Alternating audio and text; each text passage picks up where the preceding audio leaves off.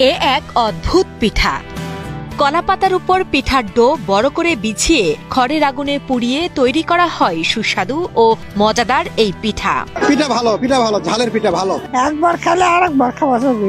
আকৃতিতে অনেক বড় হওয়ায় দা দিয়ে কেটে ছোট ছোট করে টুকরো করে খাওয়া হয় ভিন্ন স্বাদের এই পিঠা। এটা বগুড়ার ঐতিহ্যবাহী পোড়াশেন্নি পিঠা, যা উটপোড়া পিঠা বলেও পরিচিত। খুব স্বাদ, মানুষের লাইন ধরা লাই। ঝাল ও মিষ্টি দুই স্বাদেরই হয়ে থাকে সুস্বাদু এই পোড়াশেন্নি পিঠা।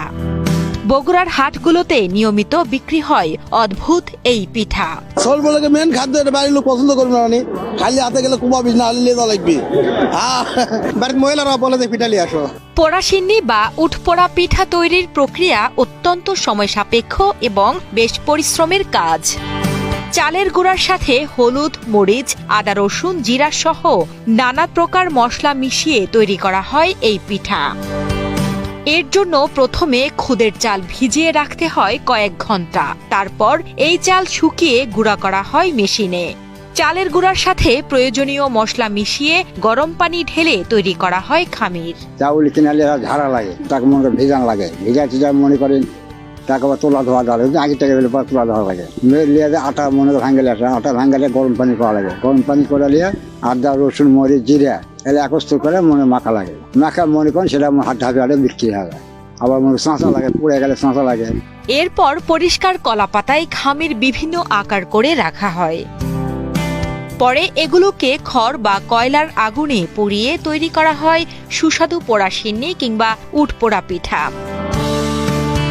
তবে আগুন নিভে গেলেও অনেক সময় ধরে সেই আগুনের আঁচে পুড়েই তৈরি করা হয় ঐতিহ্যবাহী এই পিঠা। এটা আগুন এইভাবে মেখে নিয়ে তারপর পাতা দিবে, পাতা দেওয়ার পর এখানে গুঁড়া দিবে, উপর দিয়ে ভালো করে গোল করে বেঁধে দেওয়ার পর ঘুটা দেওয়ার পর ভালো করে সমান করে নেওয়ার পর খ্যার দিবে, খ্যার দেওয়ার পরে চতুর্ধারে ভালো করে দিয়া পরে আবার আগুন ধরে দিবে। পোড়াশিন্নি বা উটপোড়া পিঠা ঝাল এবং মিষ্টি দুই রকমের হয়ে থাকে। কিন্তু এই পিঠা তৈরি ঠিক কতদিন আগে বা কোথায় শুরু হয়েছিল তা জানা নেই এখানকার প্রবীণ ব্যক্তিদেরও। তবে স্থানীয়দের কাছে অত্যন্ত জনপ্রিয় পোড়াশিন্নি পিঠা। প্রতি হাটে লাগে, হাটে আসবো, ওখানে পিঠা লিবো চলে যাবো। জিনিস খুব স্বাদ ভালো, সব ভালো ফাইন জিনিসটা। ফজলুর রহমানের স্ত্রী, কন্যা, এমনকি ছোট ছোট নাতি নাতনি সহ পরিবারের সবাই মিলে বেশ আনন্দ সহিত তৈরি করে পোড়াশিন্নি বা উট পিঠা। এরপর বগুড়া জেলার দুপচাচিয়া উপজেলায় ধাপের হাটে এই পিঠা বিক্রি করেন ফজলুল হক ও তার নাতনিরা। প্রতি কেজি 150 থেকে 200 টাকায় বিক্রি হয়। সেই আয় দিয়েই চলছে 8 সদস্যের পরিবারটি।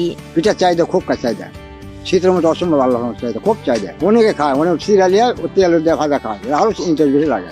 দূর দূরান্ত থেকে হাটে আসা গরুর ব্যাপারী ও পাইকারদের কাছেও ভীষণ প্রিয় পোড়াশিন্নি পিঠা। নিজেরা খাওয়ার পাশাপাশি বাড়িতেও নিয়ে যান অনেকেই। কেউ কেউ কেবল পোড়াশিন্নি বা উটপোড়া পিঠা কিনতেই ছুটে আসেন বগুড়ার দুপচাচিয়া উপজেলার ধাপের হাটে। খাদ্য ভালো, কোনো ভেজাল নাই। চাউল ডলে মনে কত পিঠা বানাচ্ছে, পিঠা নিতে আসছি, এই হাটে আলে পিঠা ভালো লাগে। দেশের বিভিন্ন জেলা ছাড়াও শৌখিন প্রবাসীরা ভিন দেশেও নিয়ে যান পোড়াশিন্নি পিঠা।